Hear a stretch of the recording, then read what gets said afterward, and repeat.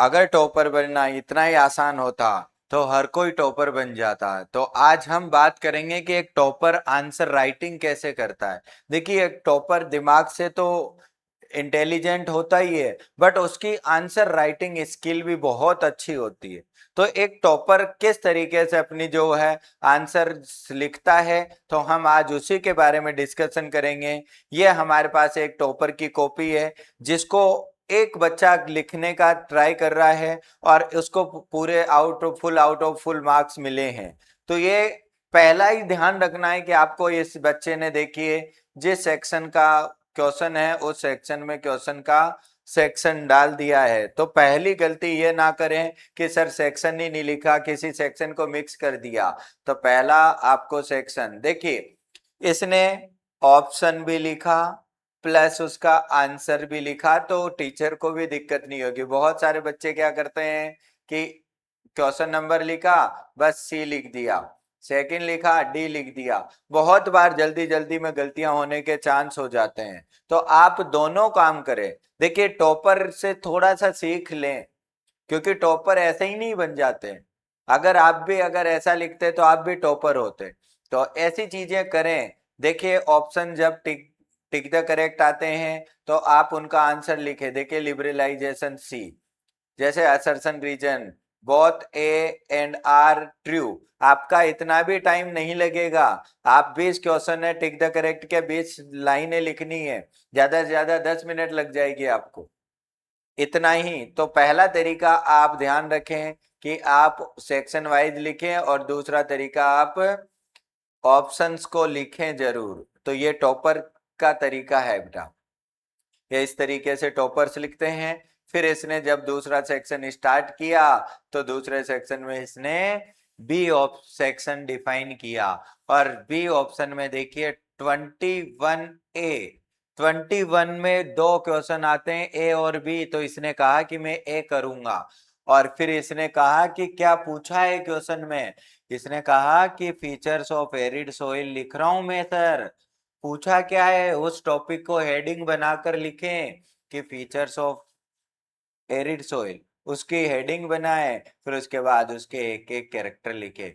Sandy nature की होती है, सेलाइन नेचर की होती है, और इसमें ह्यूमस कम होती है, और ऑक्यूपाई जो है कैपेसिटी ज्यादा, मॉइस्चर होल्डिंग कैपेसिटी ज्यादा होती है।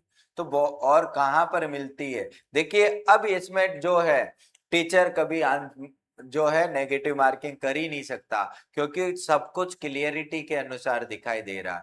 देखिए, इसको थोड़ा कॉपी बहुत बड़ी आती है तो आप लाइन भी छोड़ सकते हैं।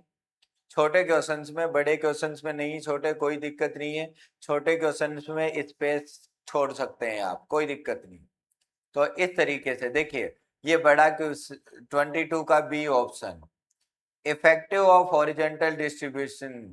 हॉरिजॉन्टल डिस्ट्रीब्यूशन में क्या होता है, तीन ऑर्गन होते हैं, लेजिस्लेटिव, एग्जीक्यूटिव और जुडिशियरी। देखिए, अंडरलाइन कर रहा है बच्चा, अंडरलाइन भी कर सकते हैं, कोई दिक्कत नहीं है, बट पेंसिल से। उसके बाद देखिए, हर पॉइंट में क्या कर रहा है, डिफाइन करने के बीच लाइन स्पेस छोड़ रहा है।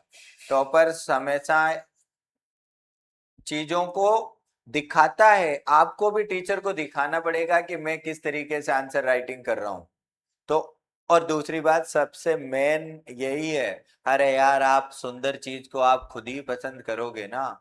अगर सुंदर नहीं लिखोगे तो क्या आपका आंसर इफेक्टिव लगेगा क्या। आपके कंटेंट में भी जो है अच्छी वर्ड होने चाहिए, कलेक्शन होना चाहिए, प्लस आपकी हैंडराइटिंग भी अच्छी होनी चाहिए। तो आप हैंडराइटिंग पर भी काम करें। एसएसटी हैंडराइटिंग से भी चलती है बेटा, हैंडराइटिंग से भी। तो देखिए, ये देखिए, एकदम शानदार शानदार तरीके से लिखा कि 1991 में गवर्नमेंट ने कौन कौन से चेंजेस किए थे।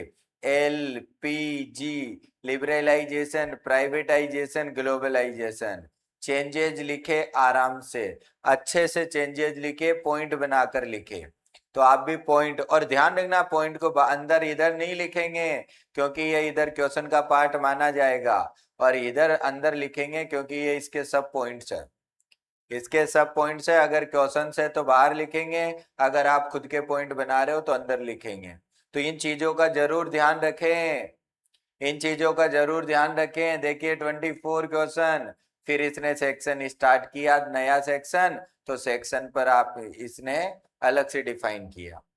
तो आंसर राइटिंग में देखिए कि डेमोक्रेसी के क्या क्या फायदे हैं। अकाउंटेबल फॉर्म होती है, रेस्पॉन्सिव फॉर्म होती है, लेजिटिमेट होती है।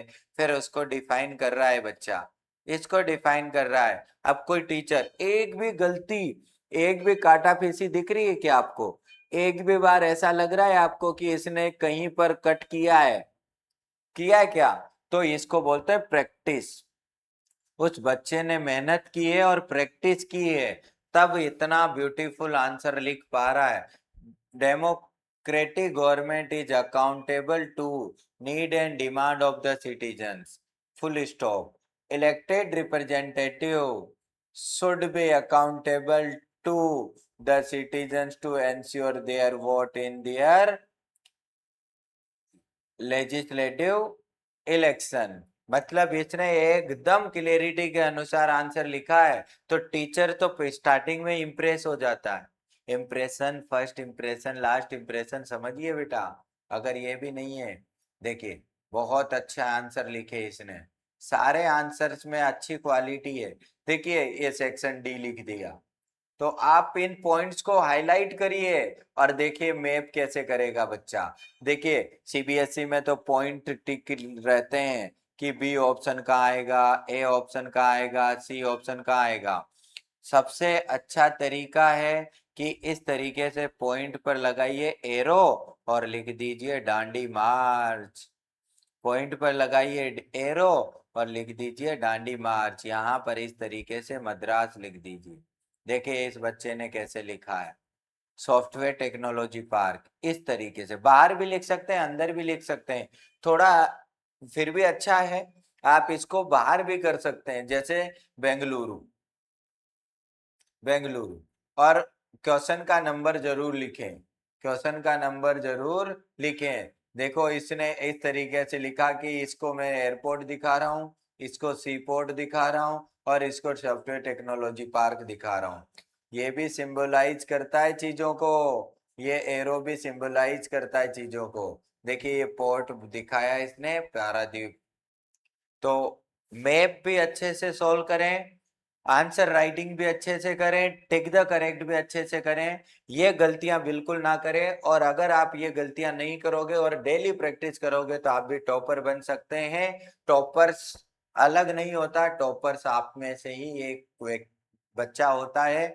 आप भी टॉपर बन सकते हैं, आप भी मेहनत करें और कुछ कॉपियां ले लीजिए और घर पर बैठकर प्रैक्टिस करिए पुराने सालों के क्वेश्चंस। तो मैं ये कॉपी आप लिंक में डाल दूंगा, तो आप इसको डाउनलोड भी कर सकते हैं। धन्यवाद।